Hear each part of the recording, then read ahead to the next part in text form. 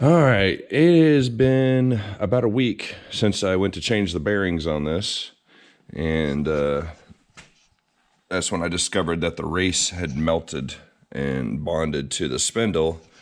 So in order to fix that, I have to replace the whole steering knuckle.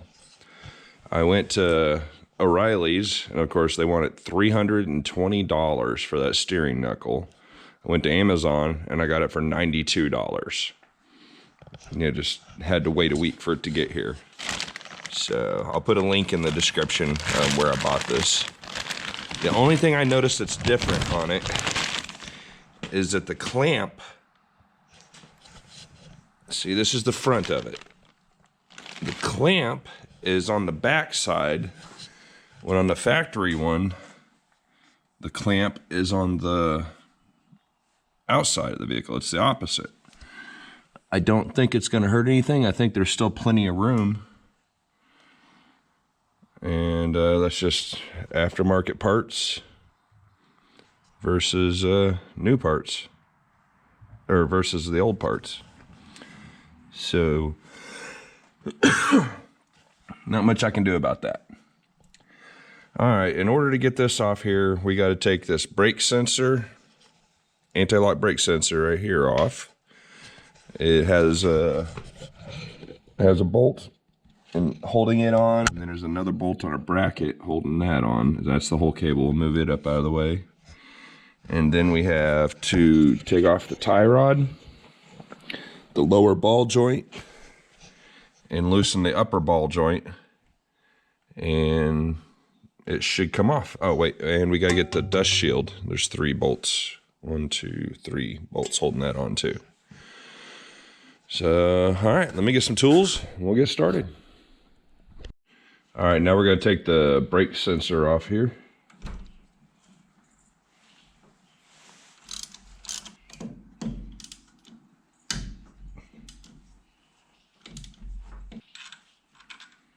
That's a long bolt.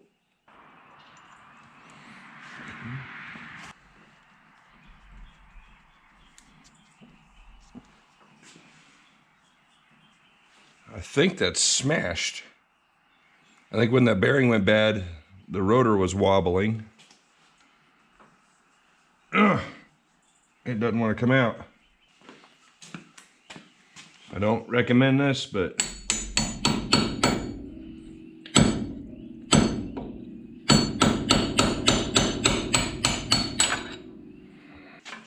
so it looks like I'll probably be buying a new yeah, it straightened that back out doing that, but I don't know if it's still any good. That's something I could change out at a later date. Yeah, I could see where it's rubbed through there, and that's the actual sensor. So I'll probably end up having to put a new one of these on here. Now, let me get some pliers and figure out what size these nuts are. All right, next we're going to remove the, where is it? There it is. The cotter pins from that nut and the lower ball joint.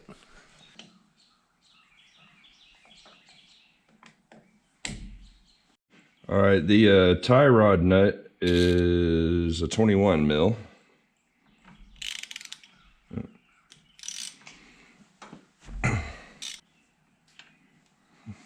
There's the castle nut. And the lower ball joint is a 24 mil. Castle nut. To break the tie rod loose, you put the castle nut back on it. And you screw it on there a few threads so you don't damage anything. But you also want it out far enough that you don't hit the threaded part of the tie rod. Just like that. Take your nut off and there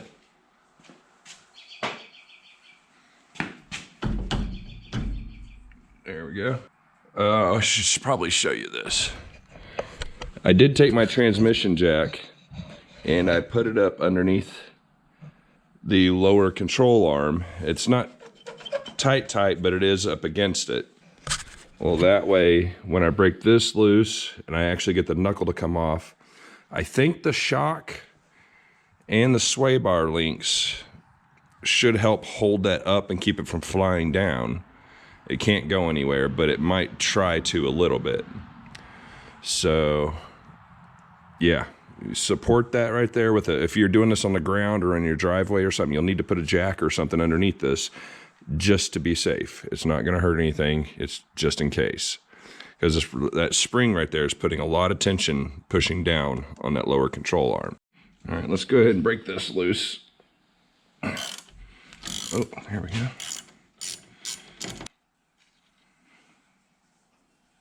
Do the same thing here. Put this nut back on here. We're going to kind of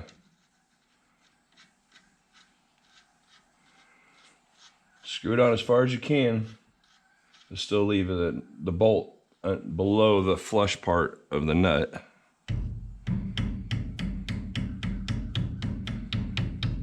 See, it's coming out real easy. I better, just in case, we'll put this nut back on the lower ball joint so that it can't just fall. All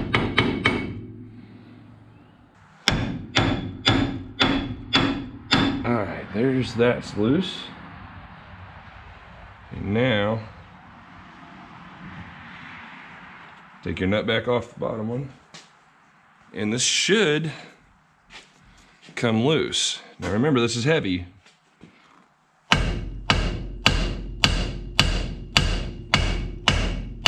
Oh, okay. It's on that lower ball joint pretty good.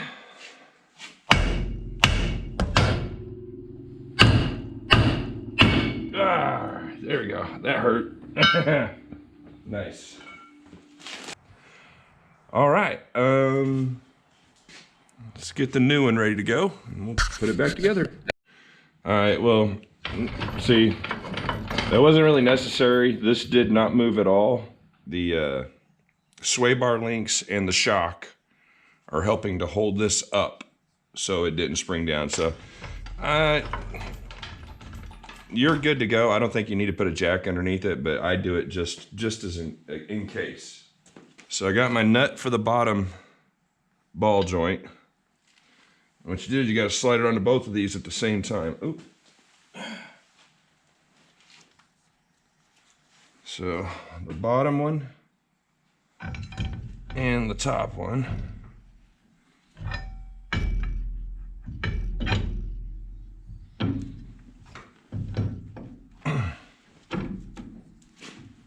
There we go. Oh, I dropped it. Dang it. Can I get that to stay there? Drop the nut. Ooh, don't fall. Okay. Woo. Okay. Get that one back up. Put the nut on the bottom.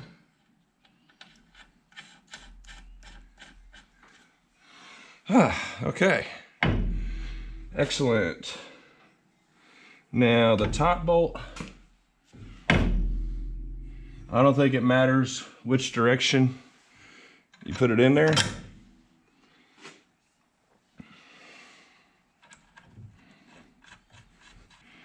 All right, well, I actually forgot to show you, but on this upper ball joint, there's a groove on that shaft that this bolt goes through and slides into. So you won't be able to put that bolt in unless it's lined up correctly. We'll go ahead and tighten.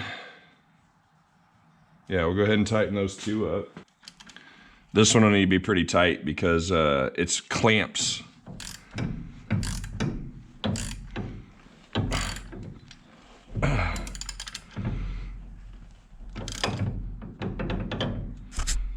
Oh, something doesn't seem right there, does it? It's not supposed to do that.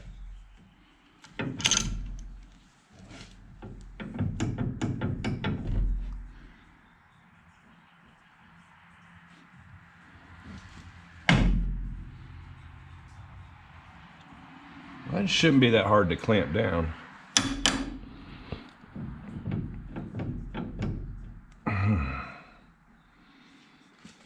Let me see what's going on here. Maybe it's because it's brand new. It's so hard to clamp down.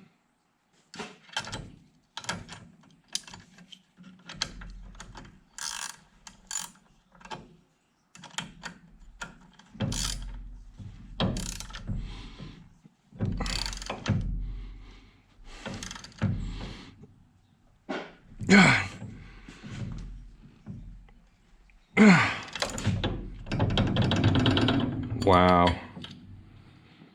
There's still a lot of play in that. What is going on? Let me get some bigger tools.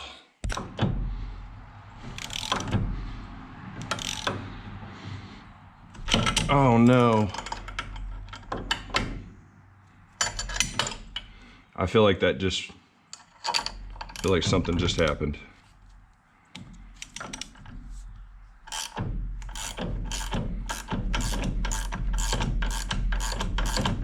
Something happened.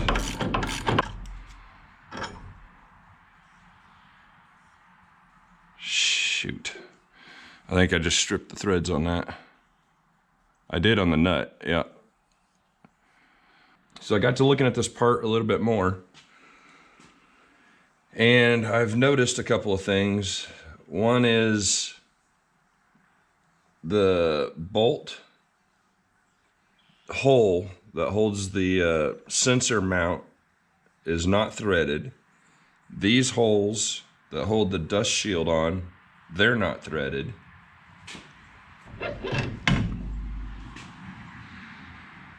The hole that actually holds the sensor in there, that's not threaded. The hole where the upper ball joint goes in is too big, which when I tried to tighten down the bolt, it stripped my bolt out.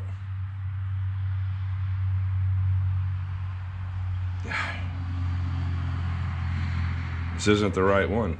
I mean, it's the right shape, it's the right size, it has all the right parts, all the holes are in the right place. It just is not accurate. Okay, what we figured out here is, since the new one doesn't have any of the holes tapped for screws, this hole isn't tapped, that hole is not tapped, and none of the holes are tapped for the dust shield. What I'm going to do is I'm going to press the old spindle out. I'm going to press the new spindle out and press it back into the old steering knuckle. So I took the grinder, I ground that down. I think we're good to go. And let's put it in the press, see what happens. Okay, so I got it set on here like this. I put there's a spacer right there that's bigger than the spindle, and we'll go from there. Well, shoot, I forgot to record it, but I got it to pop once. It has moved down just a little bit. I had to put quite a bit of pressure on it to get it to break loose.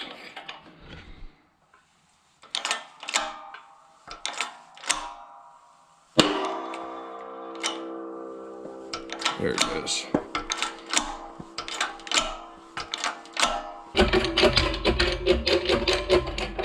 Oh, I need more space.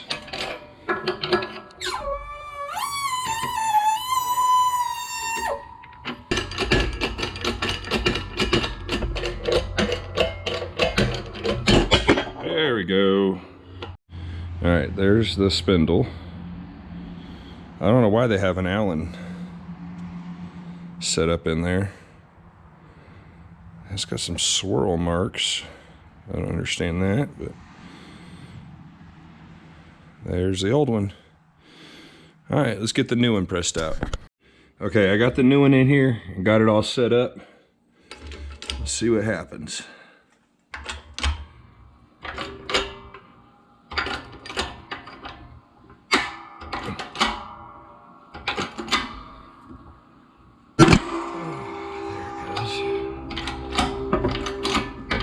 The first initial pop make you jump every time. All right.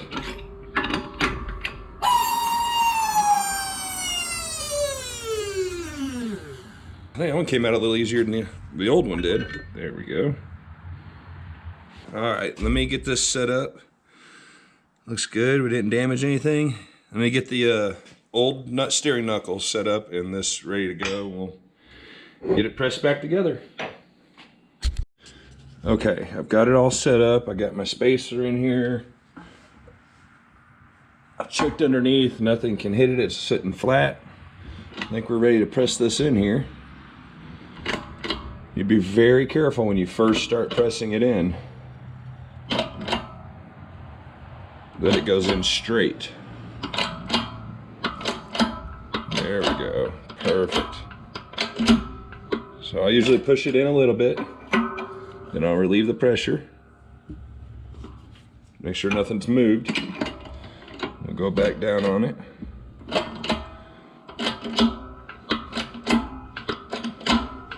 Okay. Getting close. You should feel it stop.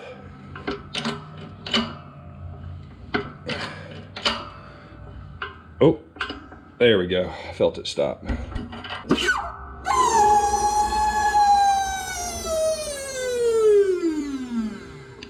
All right, let's see what it looks like. You can see where this lip right here is a little chewed up from me grinding the old one down. I think we'll be all right because I think the seal wraps around this part of it, not this. Yeah, the bearing goes here and the seal goes around here, so we should be all right. That's not damaged. Yeah, that looks. Take this off. Anyway, that's just protecting the threads.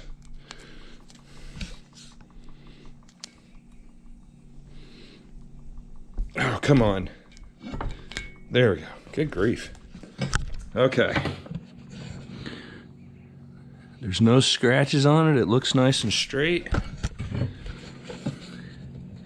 It's set all the way down flat. Yeah. Cool. I think this might actually work. So now that I got that done, here's the old one. Or I mean the new one. I don't understand why they didn't tap these holes, why they didn't complete the part. I went and checked on O'Reilly's website and I zoomed in on the image of the part that they had for, like I said, I got this one for $92 plus taxes, like $100. And the one at O'Reilly was $300, not including tax, and I had to ship it in too. So anyway, I think for $100, and pressing the old one out and pressing the new one out and putting it into the old steering knuckle is still worth $100 versus the $300 for this whole part from O'Reilly's. And the one from O'Reilly's, they aren't tapped either. None of the holes are ready to go. So $100 and you got to press it out, or $300 on Amazon, or $300 on at O'Reilly's or AutoZone. And you're still going to have to do work, like tap out the holes or press that spindle out and put it into your old steering knuckle. So anyway, that was fun. So the last thing I have to do before I put this together is I got to find a new bolt. Because when I went to tighten that one down, I stripped this stupid thing out.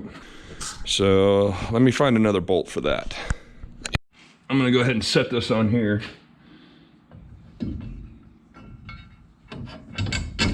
Get it.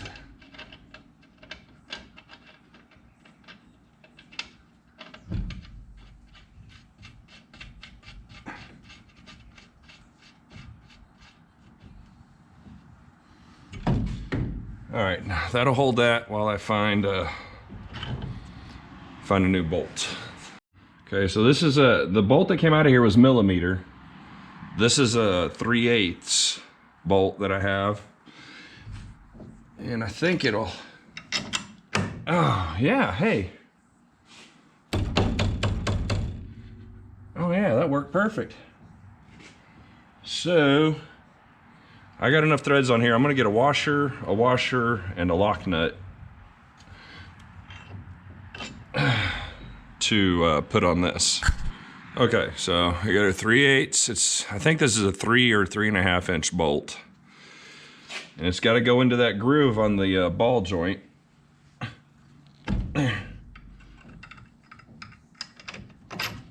that. You got another washer and you got lock nut. And we will tighten that down.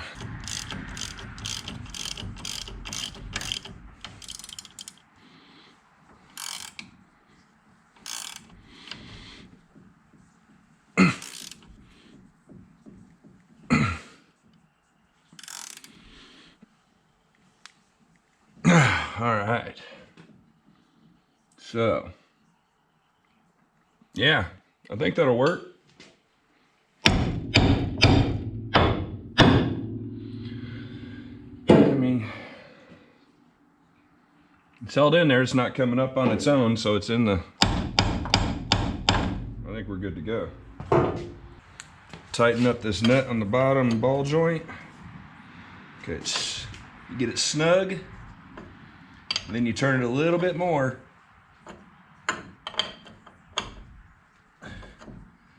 Until your cotter pin hole lines up. And then I've already put the tie rod back in here.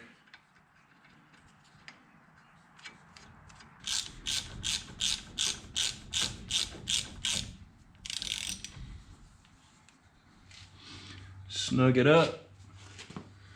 Find your hole.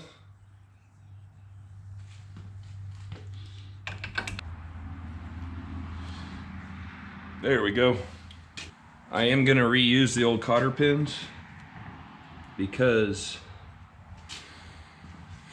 I'm gonna have to replace all these ball joints and everything anyway, because they're all the rubber's deteriorated on it and starting to tear up. So those are gonna have to be replaced. Anyway, so you got a hole. You'll see that? Yeah, there you go. There's a hole, goes through there, and that's where your cotter pin goes. And the same down here. There's a hole. You like my Band-Aid? Perfect. And yeah, so we'll go ahead and get that in there. I'm gonna bend the ends over. I'm gonna get everything put back together. Get the dust shield on it. Get the anti-lock brake sensor hooked back up, which I damaged that. The rotor hit it. So I don't know if it might still work. If it still works, fine. If not, I'll order a new one. We'll put it on. And yeah, we'll keep putting this together. 2 screws left. There's a long one and a short one. The long one went on the actual sensor, and the short one went on the bracket that holds the wire. So let's get this.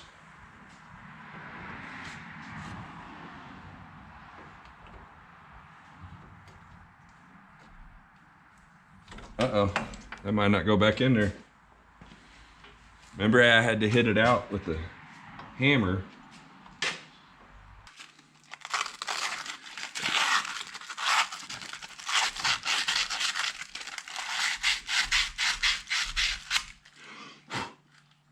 I don't think that helped. Problem is that the edges of this are damaged.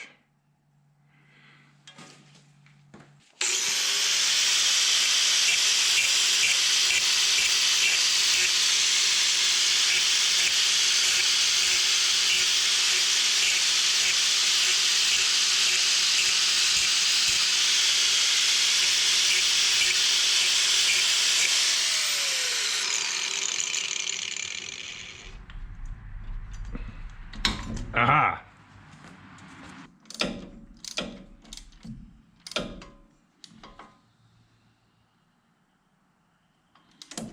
All right. We'll see if that still works when I go to drive it. I bet the anti-lock brake light comes on. Okay, man, all right. I think we're...